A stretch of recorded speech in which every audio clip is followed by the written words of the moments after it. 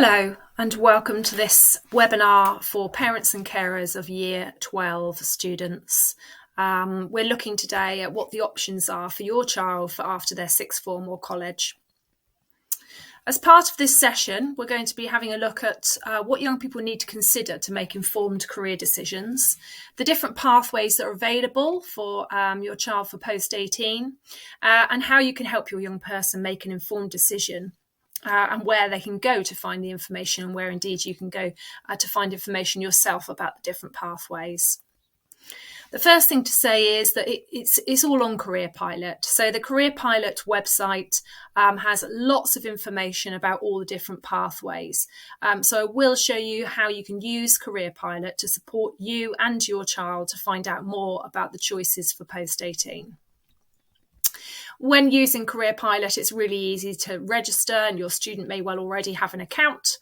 When they register and join CareerPilot, they can start to build up their own career tools. So they can use the website to find out about different pathways, different options, explore different jobs, and they can be saving areas of interest to their own career tools, which does form a report that's really useful for them to use and links into their school account as well. Students can search for jobs, courses and providers using CareerPilot, and it also takes them through a three-step process where they get to explore themselves and what they're interested in, then to look at the different options available to them, and then to plan their next step, so set some actions in place. Equally, they can just go straight in and explore a pathway directly from that first page. So if they wanted to look at vocational qualifications, they can go straight to that point easily. So as I say, this is all held on the CareerPilot website, which is careerpilot.org.uk. So we're going to start by just taking a step back and thinking about what the future looks like for our Year 12 students. So the careers landscape is quite different to how it was when we were younger. In the past, we had quite a sort of clear pathway ahead of us in terms of careers. We do our studies, get our qualifications, and then we'd move into the world of work, potentially a job for life, progressing in that particular career pathway right through until the day that we retire. These days, it's quite a different landscape. We call it a squiggly career. And it's much more about making the most of different opportunities, using our skills, moving from sort of short-term contracts. You might have a range of different employers that we work for or work for ourselves. So it's quite a different career landscape. So it's really important that we prepare young people to be able to navigate this evolving careers world. Research has shown that our Year 12s, if they were born after 2002, are more likely to live to 100, maybe have 17 jobs in their working lives, and potentially several different careers. So again, it's just making sure that we're aware of the skills that our young people will need to be able to navigate that more varied career path. We've seen a growth in automation that's having an impact again on the jobs market. This has impacted on a lot of the different jobs that are out there. So you've seen certain jobs going in decline and lots of new jobs coming on in different sectors. So it's quite an exciting time to be going out into the world of work. There are certainly a lot of jobs that don't yet exist that will be available for our young people when they come to look for work further down the line. But whatever job they do in the future, they're going to need a certain set of skills. And even though there's a lot of automation and technology is having an impact on the jobs market, those people skills are still really going to be important, whatever job our young people do.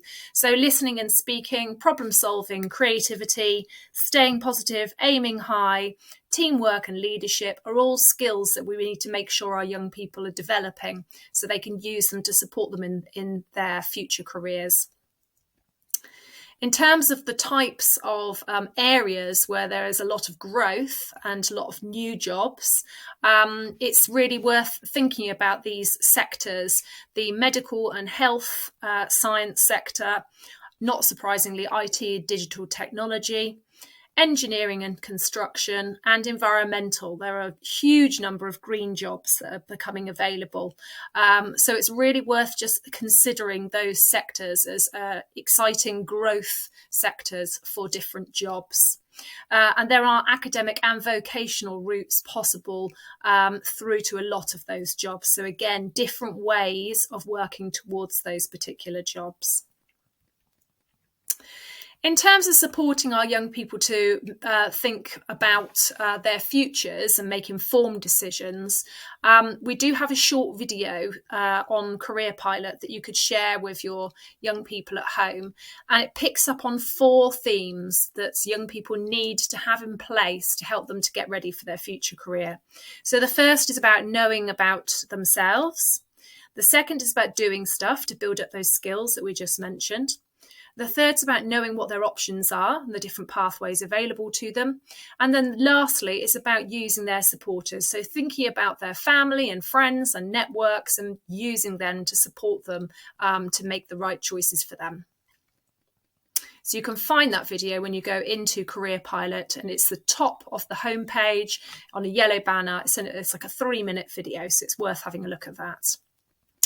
So taking each of these themes, the first one about knowing yourself, CareerPilot has a section when you first go into CareerPilot where you can start with you.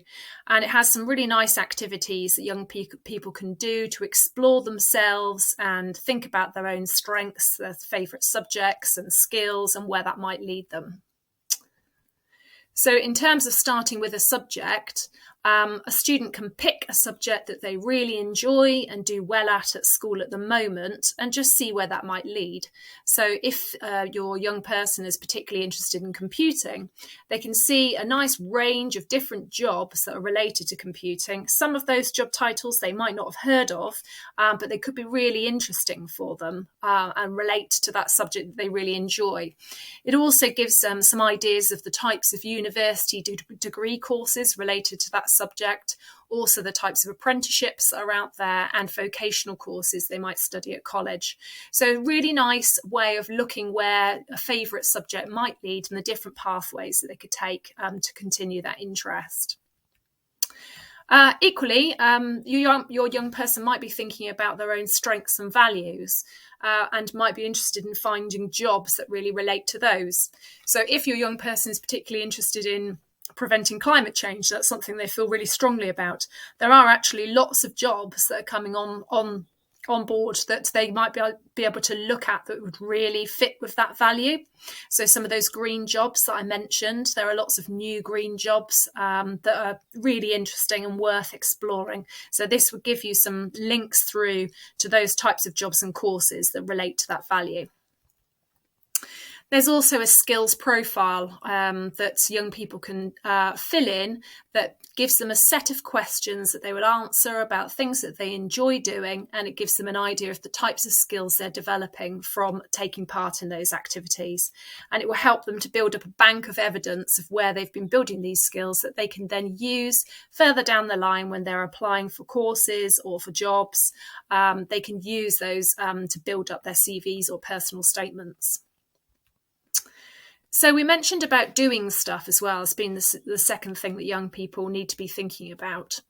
So obviously right now the focus is on their A-levels and their BTEC. But what are those activities that young people are doing outside of school? Because it's really important to try and keep these going where possible, because these often provide some great opportunities for building those skills that we mentioned. So whether it's hobbies and interests, part-time work, being part of a sports or arts club or youth groups, really worth just trying to keep going with some of those and building those skills up, because there's some good pieces of evidence that young people can do that give a really nice sort of 360 view of who they are and what they have to offer.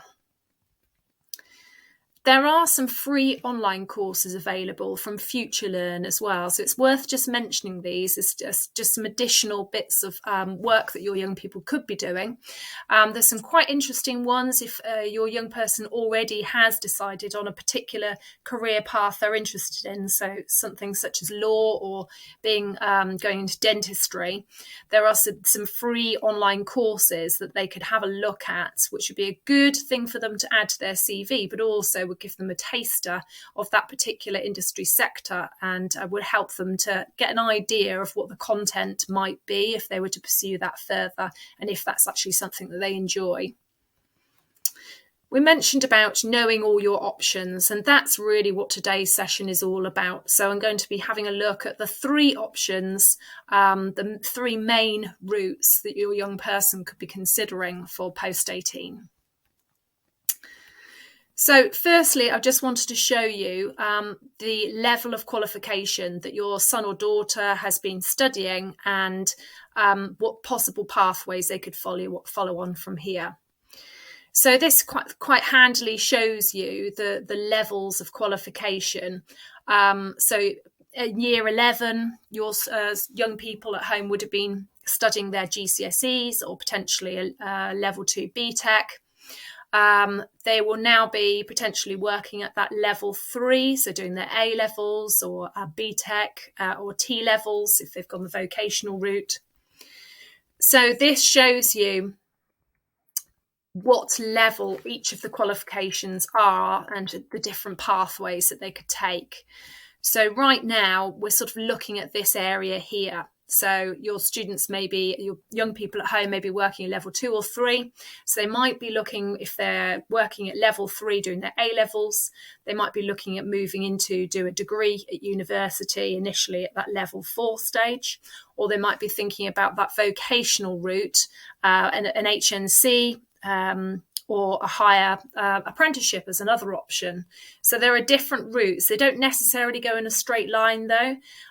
So it may be, for example, with an apprenticeship that they might not necessarily be looking for a level 4 apprenticeship, even if they work at level 3 now, because some apprenticeships, they need to go back. That's a level in order to get the skills that they need for the workplace.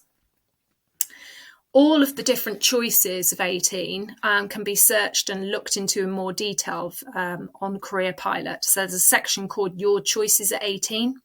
And we're going to be touching on some of these, but there is more information online that you can have a look at. For example, some information around taking a gap year, which is another option that we're not talking about particularly tonight, but you can find out more about online. So we're going to start by looking at apprenticeships.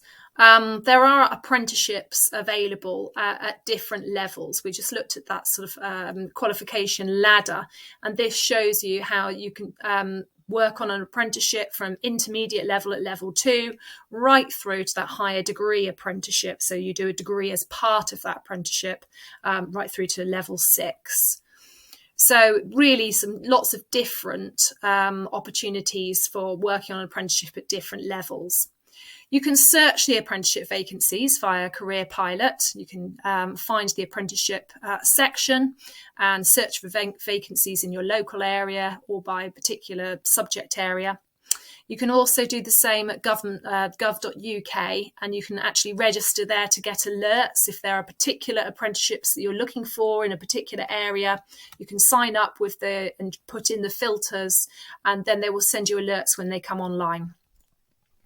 You can also find out about that at university, Not Going to Uni website as well, searching for different types of apprenticeships. And you can find out more from Amazing Apprenticeships. It's got a lot of the big employers that offer apprenticeships listed. Some of those big sort of corporations and organisations. It's worth having a look if there's a particular company that you'd be interested in working for. You can see whether they offer apprenticeships on there. As mentioned, if you want to do an apprenticeship after level 3, you're not necessarily looking at a level 4 apprenticeship. You might need to start at a lower level. So just to make sure that you're aware of that, and don't discount an apprenticeship that is at a lower level, because it might be the one that's most suitable for you. As an example, if you were doing a hairdressing apprenticeship, you would potentially need to go back to level 2 because you need to get some of those basic skills that would be level 2 skills in order to be able to cut hair effectively and have those specific technical skills. We mentioned on there about higher and degree apprenticeships. There are some great benefits of doing a higher apprenticeship. So apprentices are employed and paid a wage throughout the course. They'll potentially have a head start in their chosen profession because they're having that really useful on-site knowledge working alongside other people in the workplace, and their training costs are co-funded by the government and the employer. So there's some great benefits of studying a higher apprenticeship. And there are lots of apprenticeships available as well in a range of different industry sectors. You can see some of the sectors listed here. Those that are in bold are the areas where there have a particularly large amount of apprenticeships. So engineering and manufacturing, information communication, science and mathematics, and the sort of health and public services areas. So there are a lot more in those particular areas. But do be aware that not all of these apprenticeships will be available to you locally. So just in the same way that young people would potentially be moving away from home for university, that might also be necessary for the right apprenticeship. Another option to consider is an employer-sponsored degree. So there are some organisations that will sponsor young people to do a degree with them. So the example here of PwC, they run a degree that everybody that's on that particular degree is running it through PwC. So it's specific to that organisation. There's also a good example here, the Power Academy, that offer engineering scholarships to students to study specific engineering degrees with certain universities. One thing I will say about the sponsored degrees is do make sure that you check the small print and know what you're committing to, because often there's a tie-in with that particular organisation. If they're paying for your degree, there may be an expectation that you then work for them afterwards. So you need to make sure that you know what you're committing to. It may well be that it suits you perfectly, but just make sure you've read the small print. So you could also do a higher level course or a degree through college rather than going away to university.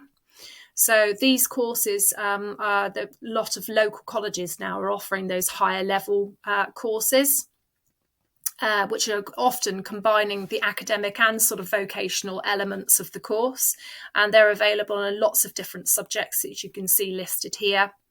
The benefits of doing one of these high-level courses through college is that they're often lower fees than a university, and they often need lower grades to get onto the courses in the first place. However, still the most popular route is studying a degree at university. And as you know, there are thousands of courses available at over 130 universities across the UK. So it's no mean feat to actually do the research. It really can be a little bit overwhelming. So I'd say the first thing to think about is really to make sure that you know which is the right course for you, and then to compare that course at different universities. In terms of thinking about which is the right course for you to study, you can use those tools we mentioned. So you can have a look at thinking about your values and interests to help you choose a course. If you have an idea of a particular job that you're interested in, you can start with that job and work back and see what type of degree course would be most relevant to help you to move into that job. Or you can start with a particular favourite subject, as we mentioned before. So CareerPilot, you can use that start with the subject tool that we have available for you. Once you've decided on a course, it's then really down to comparing the courses at different universities. Be aware that the course with the same name can be quite different in different universities. So you really need to drill down and have a look at the actual course content and see whether that's of interest to you. It might be that it has certain modules that you really want to do, but certain universities don't offer those modules. So do look into the detail of the university course content. And then have a look at the UCAS points as well that you need for that course, and think about what university, what UCAS points you're going to need for that university and whether that's going to be achievable. Also worth considering, I know as a parent this is particularly important, is the cost of the university, because that can really vary hugely. While the fees won't vary hugely, the accommodation costs and the living costs from city to different campus universities can really vary a lot. So it's worth having a look at those costs and comparing and contrasting. And also having a look at the student satisfaction on different universities as well. There are lots of websites where you can have a look and find out what people think of their university experience. So we have a find degree course search engine on CareerPilot that I'd really advise using. In terms of the finance around universities, which we just touched on, we've got a section on CareerPilot called Money Matters. So it's worth having a look on there because there's lots of information about student finance, student loans, living costs, and some really useful links, including through to the student finance calculator, which you can use to work out roughly what student loans you're likely to be eligible for.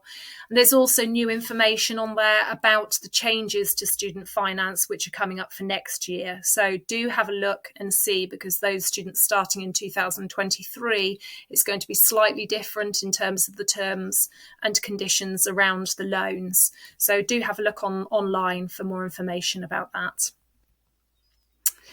So we mentioned about the different routes in and which course you should choose. If you have a definite idea of the industry sector that you want to work in, so dentistry, medicine or veterinary science, you need to have a specific degree to do those. So that would dictate the degree that you're going to choose. If you're going to do something like teaching or psychology or physiotherapy, it could be that you do a general degree, but then you would need to have that postgraduate conversion course, which has obviously cost implications. So these are the sorts of things to bear in mind. Many courses do want a degree qualification before you actually work there. However, most jobs don't specify a degree subject. So you could have a lot more flexibility. It depends on the type of job that you want to go for in the future. But a lot of those, the jobs these days don't specify a particular degree. Just to give you an example of how you can take different routes into a job, if you were to be thinking about going into nursing, and right now you're studying either your A-levels or a level 3 BTEC in health and social care, and you wanted to think about which is the next step you should take, you could, if you prefer a more sort of academic learning style, you could do a 3-year nursing degree at university that would be a mixture of academic and vocational study. Or you could do a nurse apprenticeship and go that route instead, which would be more vocational and work-based learning. Both ways are going to get you to that ultimate nursing job, but it just depends on your own learning style as to which would suit you. So if you want to find out about the different routes into a certain job, you can do it on CareerPilot through the job search. So if you search for a job, and then it will bring up the job profile, which will tell you more about the job, including the entry requirements and the different routes into that job. So it's worth doing that as a bit of research if you want to find out about those different routes. So there are 5 things that Year 12 students need to consider. So do you know what type of career you'd like to do? Have you researched the different options at age 18? Do you want to get out to work? In which case, maybe consider the apprenticeship routes. Do you want to go to university? In which case, have a think about the different types of universities and the costs involved. You may well not be sure which option you want to do next. That is okay.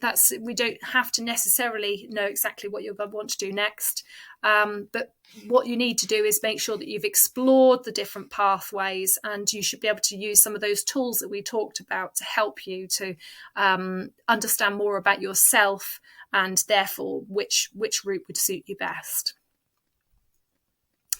So you can help with that by using the CareerPilot Explore Your Options. So that would take you through each of the different pathways, and you can have a think about which one's going to suit you best.